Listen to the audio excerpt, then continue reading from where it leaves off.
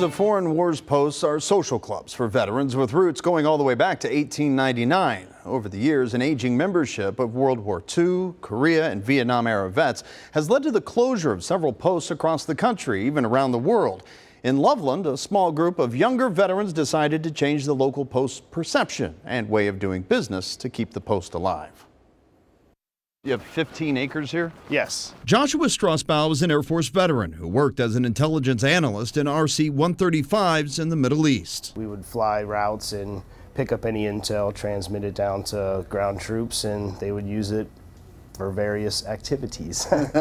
And sitting with me inside the Branch Hill VFW Post 5354 as its new commander is perhaps the furthest thing he expected in his post-service life. When I got out, I in fact kind of shied away from my veteran service. You know, like a lot of my brothers had some issues that I chose to bury. Eventually, he sought out the brotherhood he once had in the service and joined the Combat Veterans Motorcycle Association, which just so happened to meet at various VFW posts. And this happened to be one that we met at about 10 years ago. It was a meeting that he and some of his fellow veteran motorcyclists took to heart. There was 2 members that led us in the building to have our meeting, served us a couple of drinks, and then left. And about the second time we met here, they said that they were going to be closing this VFW if we did not sign up and help them out. And that's exactly what we did. I profiled the issue of dwindling VFW membership nationwide on Homefront in 2019, as VFW Post 9622 in Mason, Ohio, faced the dilemma of potential closure.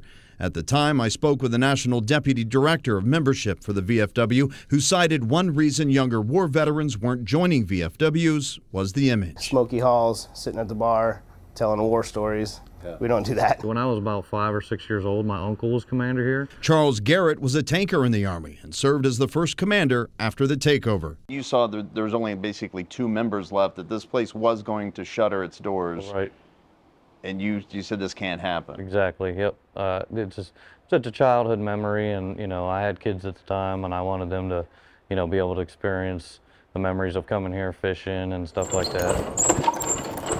If you would like to use our gun range or our fishing pond, you have to be a social member, a full member, or an auxiliary, all of which are about $40 a year. They do host public events, and even their soccer field is used by Loveland soccer leagues, all of which can be rented out to the general public. And something else made very public here came down to a decision about survival of the VFW. To make the bar open to the general public. I think all of us unanimously were like, yeah, we got to open up to the public because that's the only way it's going to bring money in.